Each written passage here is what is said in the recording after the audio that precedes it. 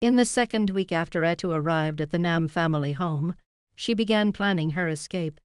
Although she had changed her name to Nam-tu just a week ago, her name had been registered in the Nam family's household records.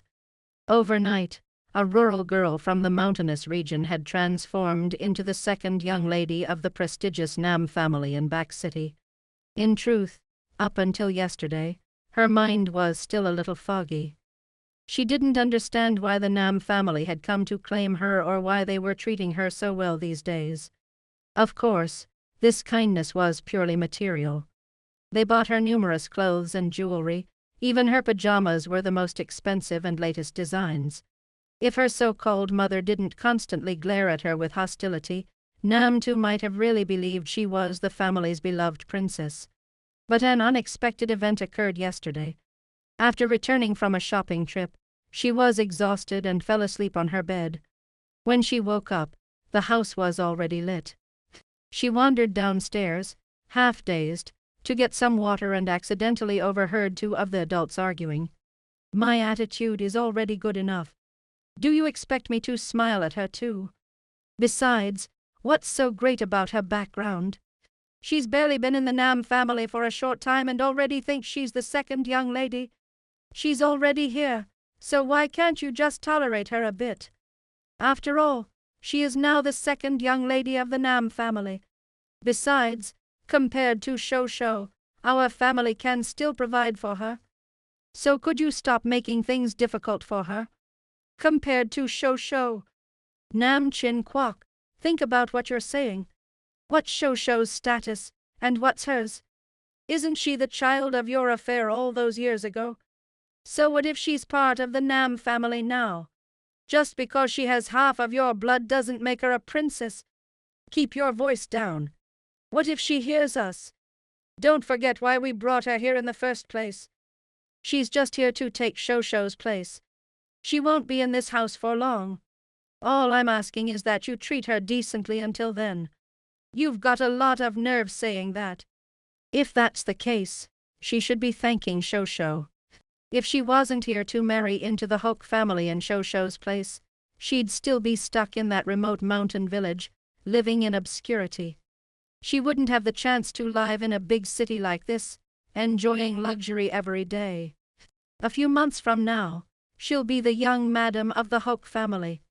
If the Hoke family is so great, why don't you marry Shosho off to them? You know just as well as I do about the health issues of the Hoke family's young master. Nam-tu's mother became increasingly enraged, her voice growing louder and more piercing, losing the dignified demeanor of a high-class lady entirely. Nam-tu quietly returned to her room. She was relieved that she already knew the truth that this woman wasn't her biological mother. Otherwise, hearing these insults would have been unbearable. She had grown up under the care of her grandmother. As a child, whenever she was bullied, she would run home and ask her grandmother where her parents were. Why did other children have parents who comforted them and bought them candy, while she had only her grandmother? Back then, her grandmother would often hesitate, her eyes filled with sorrow. Her grandmother would gently stroke her hair and smile kindly, saying, "Don't be afraid, Tutu. You have me. I'll protect you and buy you candy." But in the end, even her grandmother, the only person who truly cared for her, had left her. She had never dreamed of a wealthy life.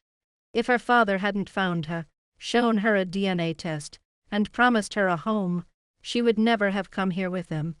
She had once hoped to have a father and mother like other children, but that dream grew smaller and smaller after she entered the Nam family.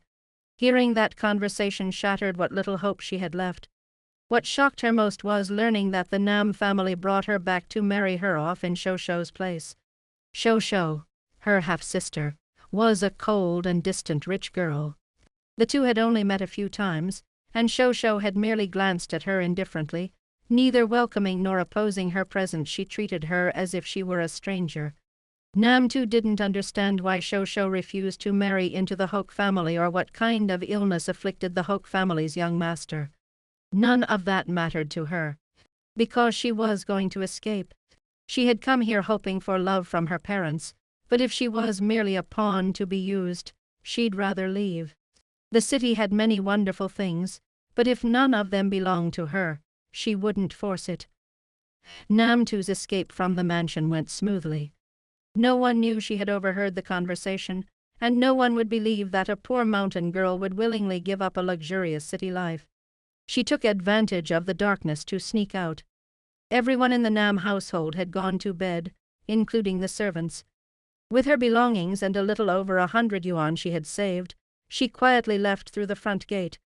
As she ran, she didn't look back, her mind devoid of thoughts. All she felt was excitement and joy at the thought of returning to her peaceful mountain home. But her escape plan quickly began to crumble. The Nam family's mansion was located in the outskirts of the city, a popular area for wealthy families due to its fresh air. During the day, it was easy to find the way down the mountain by following the signs. But at night, Namtu wandered through a grove of trees and stopped, looking around nervously. She was exhausted and breathing heavily, yet she still couldn't find the path down the mountain. The area was deserted. The flickering streetlights cast eerie shadows, and the rustling of the wind through the trees made her shiver. The excitement she had felt earlier was now replaced by fear and unease. Just then, a car approached, its headlights shining brightly. She made a decision. She would hitch a ride. The driver noticed a girl standing by the roadside and was momentarily stunned. Over the years, many wealthy young ladies had tried to pursue his boss, but he had never seen one standing on a mountain road in the middle of the night. He eased off the gas and slowed the car. "Boss, there's someone ahead trying to hitch a ride."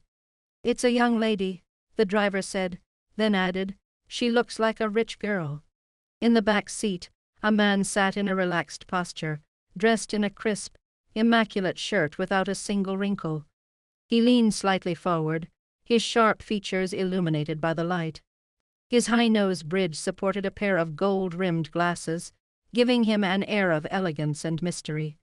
Without lifting his head, he continued flipping through the documents in his hand. His deep, soothing voice echoed in the car. "So what?" The driver understood the answer clearly and resumed driving, steering away from Namtu. At first, Namtu thought the driver hadn't seen her and waved more frantically. But as the car drew closer without slowing down, she began to panic.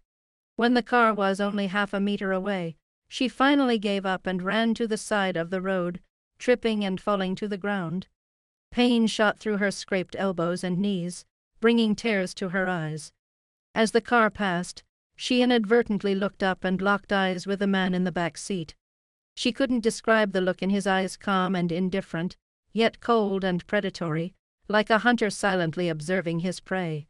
She quickly lowered her head, enduring the dust kicked up by the passing car. The car continued down the road until they saw several people holding flashlights and phones, searching frantically.